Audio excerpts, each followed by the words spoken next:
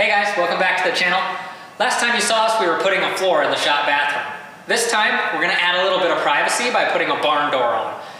We need to start by trimming out the inside of the door frame, and we'll continue by building out our own barn door and adding the hardware. It's gonna require some modifications to the stuff right here in the way of the track. Most of that I'll be doing off camera because that's not really relevant, but if you wanna see how to build the barn door, how to hang the barn door, my name's Alex, follow me into my shop, let's check it out. To trim out the rough opening of the door to the bathroom, I started by cutting down some of these pallet wood pieces to the width of the opening of the door.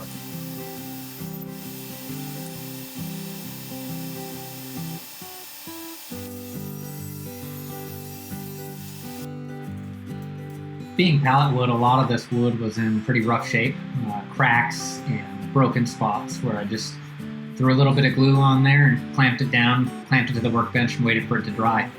I'm going for the industrial / rustic look here intentionally, so the fact that these things were broken didn't bother me at all.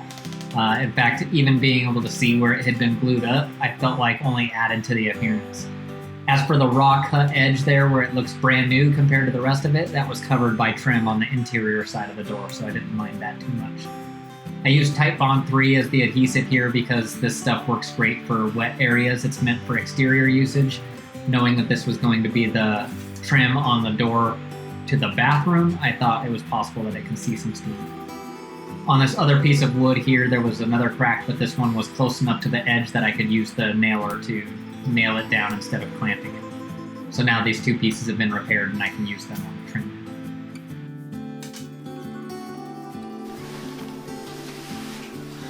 So the other day when I made this transition, I made it the full width of the rough opening, which wasn't the brightest move because now when I have to trim this out, I can't go all the way down. You can see there's a gap here. So I have two options. I can either try to trim this particular design into the bottom of this so that it'll sit flush over top of it, or I can cut this threshold to the width of this. One of them is finicky cut, and the other one is a straight line cut. So I think I'm going to cut the threshold.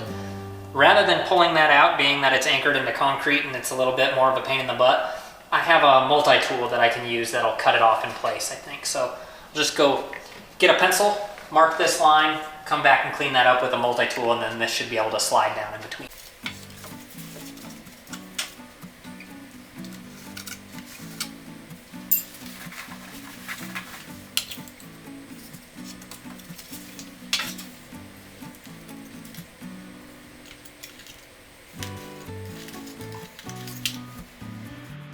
Would somebody please tell this goofball to move his big head? How am I supposed to see this video?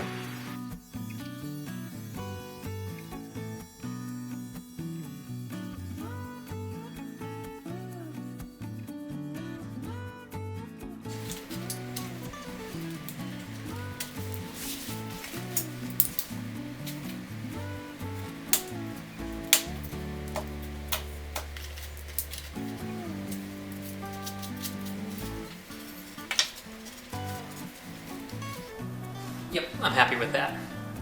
This little gap right here is just due to the warping of this wood, and I'll be caulking this up anyway, so that'll be just fine.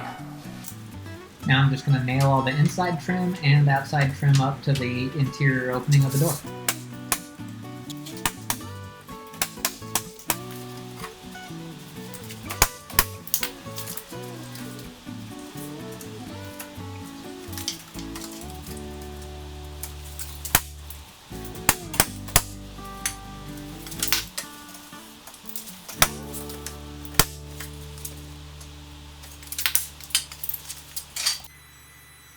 Now that everything else is done, it's finally time to start working on building the barn door itself. The first thing I do is I run all these pieces that are going to make up my barn door frame through the planer to get rid of the cupping and inconsistencies in the wood. Some of them are still a little warped after it's all said and done, but it doesn't matter too much because of the way I'm going to assemble this with glue, screws, and it's going to be sandwiching a piece of metal. More to come on that.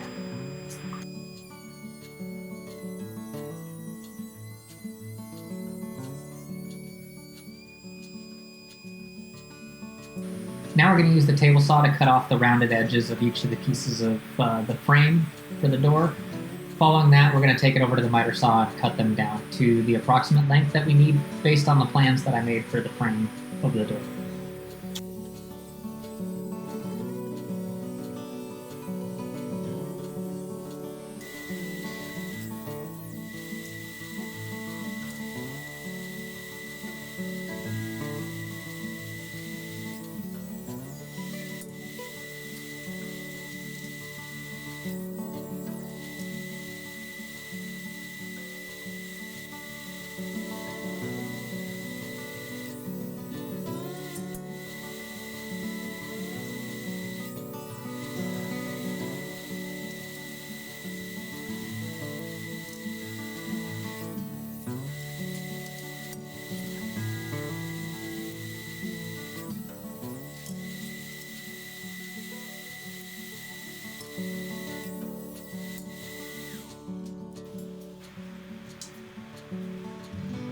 I drilled pocket holes into the top and bottom of the door frame. Now I'm just adding a little bit of glue and screwing it together. This will set up for just a short little while, and then I'll spend some time getting it tweaked to be completely flat again because it has a little bit of warping in it. And after that, we'll start the assembly process.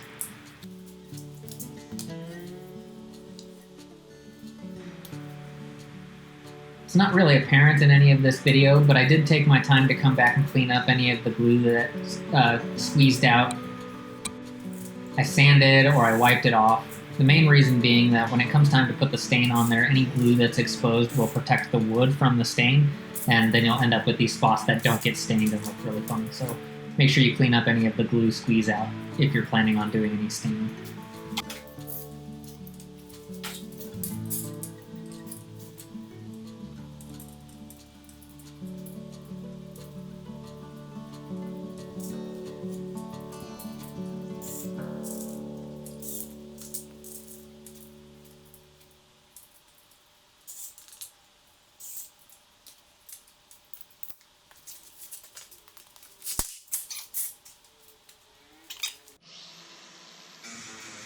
Now it was time to cut my metal down to the exact height.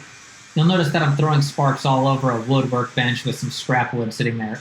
Even at the time, I knew this wasn't the brightest idea, but I have a fire extinguisher behind me, and I'm paying close attention to where the sparks are landing and keeping an eye out for any sign of anything igniting. Take your time, set up your guard correctly, try your best not to shoot sparks and stuff. If you have to make a risky move like I am here by shooting sparks all over wood, just make it a calculated one. Be aware of what you're doing so that you can address the situation if one does come up.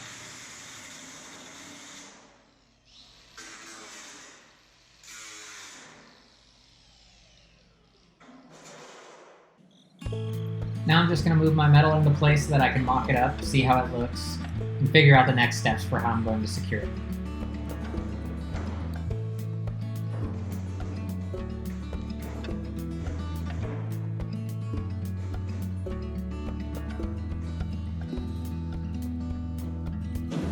Alright, after giving it some thought, here's what I think I'm going to do.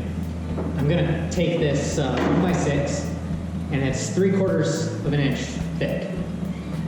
I'm going to cut a 1/2 inch, I don't know if you would call it a dado, I guess it would be a rabbet. I'm going to cut a 1/2 inch rabbet into this and take out a bunch of the material. So when I lay it down like this, the wood sits flush with the frame on the bottom, but then creates an opening here for the metal to sit inside of. Then I can screw the two pieces of wood together, and then the metal is captive inside of the two frames. So I'm going to go make a second frame with this after cutting these rabbets into it. Here I'm just quickly cutting the rabbets into this piece of wood.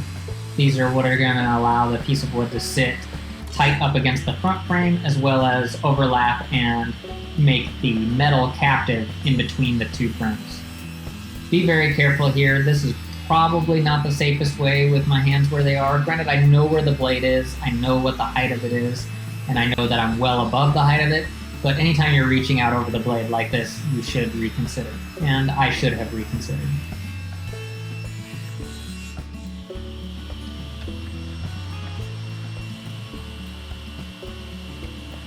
So you'll see I've already tacked the other three sides in place. This rabbet I've got cut out on all of them. This is the final piece, and you can see that when I screw this down, it actually sandwiches the metal inside of there, so it holds the metal captive inside of the frame of the door. Now what I've been doing is I've just been recessing a little hole right there and then driving a screw in, just one in each end of the wood, just enough to, make sure that everything lines up and fits before I go through and actually fill in along the way and make it nice and tight.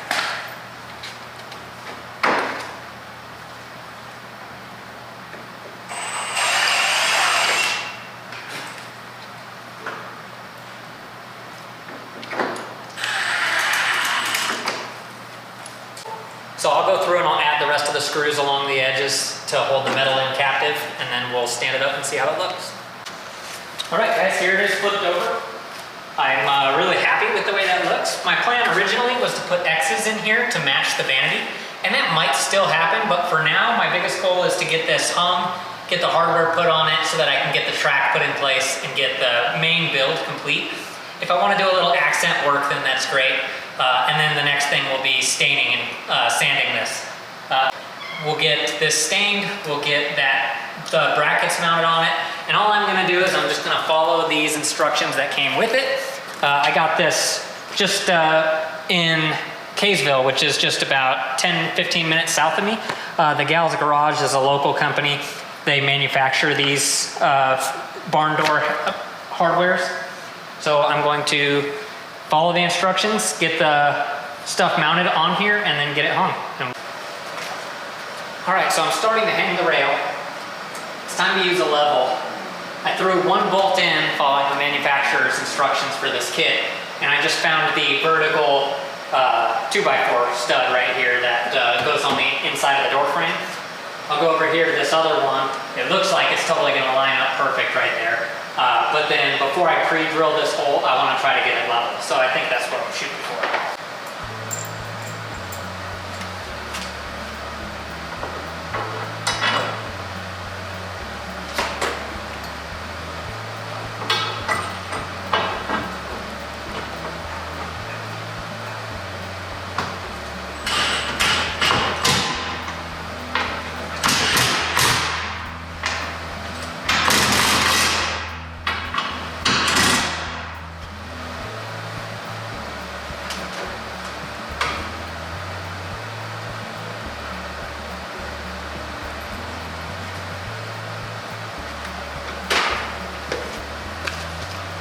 I'm excited, I just want to try it. I know I need to still put in a bunch more bolts right there, but let's hang it here and see what happens.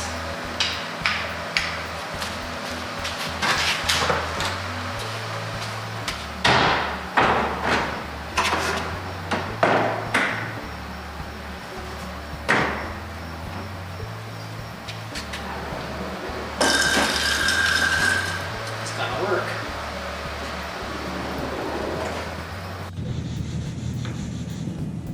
Emily's putting a coat of stain on it,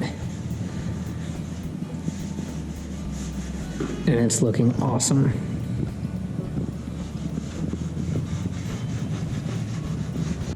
Hey, neat, my microphone decided not to work at all.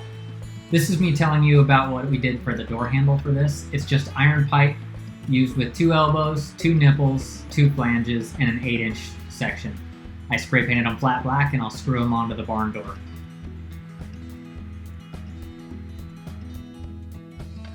All right guys, that's it. The door's all done. It works really well, nice and smooth motion on the track. I like the way the door handle looks. It kind of gives that industrial look, but it follows along with the look that we have inside the bathroom with the towel racks and stuff that are using this same design. The door slides really nice. I'm really happy with the way it turned out. I love the rustic look. Ultimately, again, another project that we're super satisfied with. I got the hardware for the sliding barn door from a local place in Kaysville, Utah called the Gal's Garage. I'll put a link down below, check them out.